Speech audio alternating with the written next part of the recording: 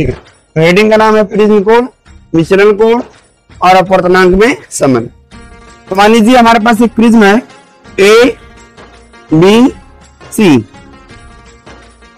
तो पहली प्रकाश किरण P Q जो पहले अपवर्तक या प्रिज्म के पहले अपवर्तक पृष्ठ ए बी पर आपतित होती है कौन सा कोण बनाते हुए, आई कोण। अपवर्तन के पश्चात आर को कोण बनाते हुए चली जाती है। अब चूंकि न्यूनतम विचलन की लिए बात कर रहे हैं इसलिए यहाँ पर जो कोण R1 R2 होता था ना वह केवल R के बराबर होगा, मतलब R1 और R2 बराबर होंगे। बात समझ में आई? बोलो। उसके बाद क्या कहेंगे, अगर यह किरण यहां से विचलित नहीं होती तो ये कुछ इस प्रकार से आगे निकल जाती। बोलो हाँ या ना। ये दूसरे अपवर्तक पृष्ठ से टकरा के प्रकाश किरण कुछ इस प्रकार से चली गई, ये इसका अभिलंब है और ये R और S के रूप में निकल गई। तो यह जो अभिलंब पर कोण बना रही है, मान लीजिए यह कोण E है और न्यूनतम विचलन की स्थिति में I और E क्या होते हैं, बराबर। ठीक है, इस किरण को पीछे बनाइए तो यह वाला जो कोण रहेगा, ये वाला कोण, इसको बोलेंगे न्यूनतम विचलन कोण। यह ध्यान रखिएगा, न्यूनतम विचलन कोण की स्थिति में ही I और E बराबर होंगे अथवा R1 और R2 बराबर होंगे। तो हम एक विशेष कंडीशन को मान के चल रहे हैं कि न्यूनतम विचलन के लिए हम निकाल रहे हैं क्या, अपवर्तनांक, विचलन कोण और प्रिज्म कोण में संबंध। यह हमारा पॉइंट मान लीजिए O और यहाँ पे क्या मान लें। अब आएंगे बारी बारी से, सबसे पहले यहीं पे आ जाते हैं। स्नेल का नियम सबको मालूम है कि नहीं मालूम है, क्या होता है?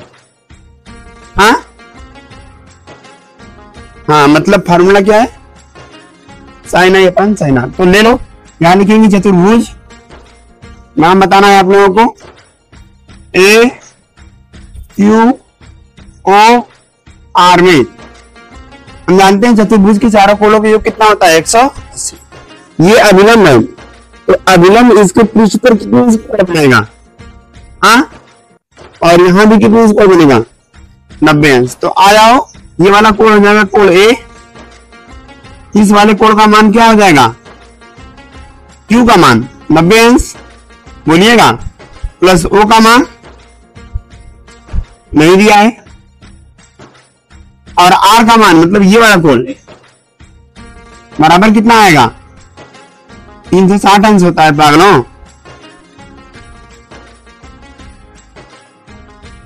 ये 90 कितना हो जाएगा, ये दोनों जाके घर जाएंगे तो a प्लस कोण o बराबर कितना आएगा, समीकरण नंबर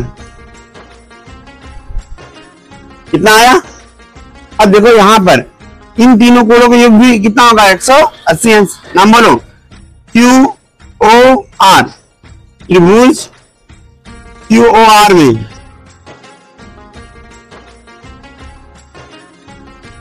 ये वाला कोण R, ये वाला कोण भी R और ये वाला कोण O बराबर कितना, समीकरण नंबर। आप लोग मुझे बताइए, समीकरण 1 और समीकरण 2 से आप लोग क्या देख पा रहे हैं, क्या दोनों की दायां पक्ष बराबर है, तो बायां पक्ष भी दोनों का बराबर होगा। समीकरण 1 और समीकरण 2 से, समीकरण 1 व समीकरण 2 से ये हट गया, a प्लस कोण O बराबर होगा आर आर कितना आएगा, और प्लस कोण O। अच्छा ये बताइए, कोण O दोनों तरफ कैंसिल। अगर मैं यहां से R का मान निकालना चाहूं, क्यों निकालना चाहूंगा, क्योंकि स्नेल के नियम में मुझे R की जरूरत पड़ेगी। तो R का मान कितना आएगा, समीकरण नंबर। अब निकालना है तो केवल आई, कौन सा कोण निकालना है। तो चलो भाई इस वाले त्रिभुज में आ जाओ। इस त्रिभुज का नाम क्या है, त्रिभुज जी क्यू आर में। अगर त्रिभुज जी क्यू आर की बात करूं तो तीनों कोण, ये वाला कोण, ये वाला कोण और ये वाला, तो ये बाहरी कोण है। तो हमारे त्रिभुज का जो बाहरी कोण होता है, जिसको डलेम से दिखा रहे हैं, ये वाला कोण कितना होगा कोई बता सकता है? ये पूरा कितना है? आई। तो ये भी पूरा आई होगा, तो बचेगा कितना? आई माइनस आर। सेम चीज यहां भी आई माइनस, तो त्रिभुज में देखो बहिष्कोण क्या नाम है इसका? डेलियम। बराबर क्या आएगा भाई? I minus R plus I minus R. बताइएगा मुझे, क्या आई में आई जोड़ेंगे 2i हो जाएगा, और माइनस आर में आर जोड़ेंगे 2r हो जाएगा? बोलो भाई। आर का मान ज्ञात है तो यहां लिखेंगे आर का मान रखने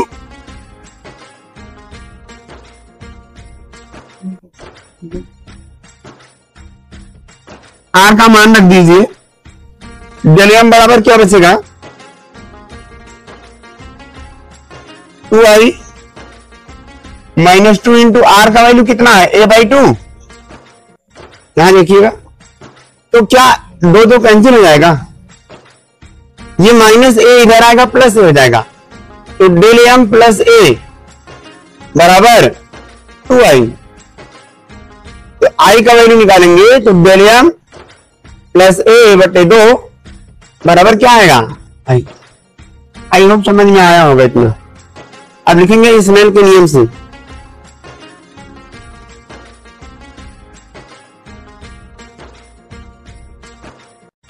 प्रकाश किरण किससे आ रही है आप लोग बता पाएंगे क्या? तो लिखेंगे प्रिज्म का विचलन कोण। क्या आएगा प्रिज्म का विचलन कोण? AN जी बराबर क्या आएगा? आपतन कोण कीजिए मतलब साइन आई बटे साइन आर। आप लोग आई और आर का मान रख दीजिए। रख पाएंगे? तो समीकरण 4 से रखिए आई का मान, ये जगह साइन डेलियम प्लस ए पूरे के बटे में 2 बटे साइन आर। आर का मान बताइए। ये फार्मूला ऑलरेडी आप लोग क्लास 10th में पढ़ चुके हैं। प्रूफ किया था या नहीं किया था मालूम नहीं, पर पढ़े जरूर है। बोलो समझ में? लिख लेना लास्ट में, यही प्रिज्म कोण, न्यूनतम विचलन कोण और अपवर्तनांक के बीच संबंध है। नोट करो। अब अगर यही पतले प्रिज्म के लिए बात करेंगे,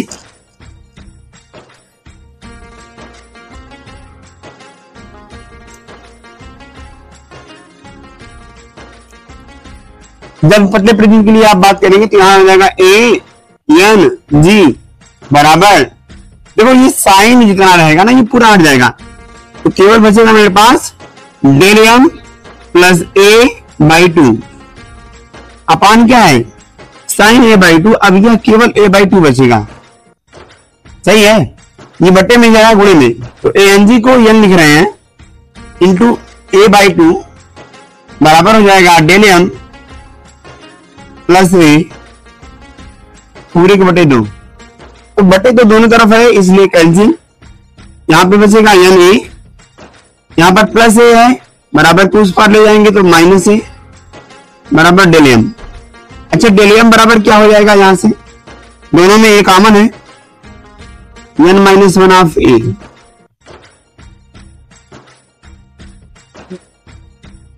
यह केवल विचलन कोण अपवर्तनांक या प्रिज्म कोण के बीच संबंध, ठीक? केवल पतले प्रिज्म के लिए। हाँ चल क्वेश्चन कर लिए जाए इस पे। क्वेश्चन लिखिए, बोले क्वेश्चन बोले। 60 अंश वाले एक प्रिज्म 60 अंश वाले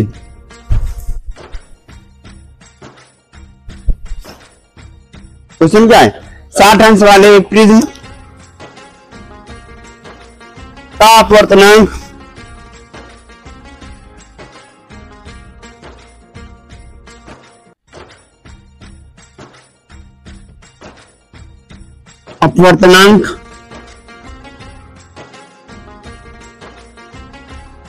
1.5 है।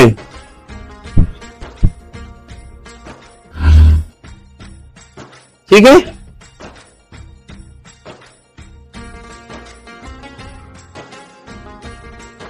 तो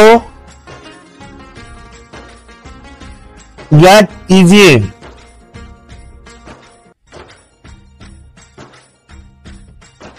न्यूनतम विचलन कोण क्या होगा।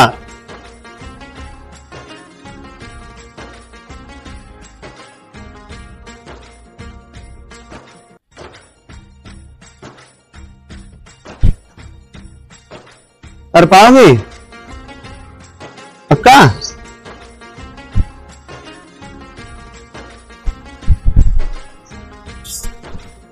सब्सक्राइब करो। तो n बराबर क्या होता है, sine del m plus a बटे 2। बोलो हाँ या ना। बटे में क्या आएगा, साइन a बाई 2। यहां पर n के बराबर है। निकालना क्या है, विचलन कोण। ओहो 1.5 बराबर यहां क्या आएगा, साइन डेल m, इसी का वैल्यू निकालना है मुझे, प्लस ए का वैल्यू कितना है 60 अंश, पूरे के बटे में 2 बटे साइन ए का वैल्यू कितना है 60 बटे 2। ये 1.5 का मतलब 3/2 होता है। कितने लोग मानते हो, 1.5 बटे 1 माना, 10 बड़े 5 3 15 5 दूनी 10। सही है, ये बटे में इधर आगे हो जाएगा इंटू साइन, तो 60 बटे 2 मतलब 30 ना, बराबर क्या बचेगा, साइन डेल m प्लस 60 बटे में 2। सही है। ये साइन 30 इंच का वैल्यू बताना, 1/2।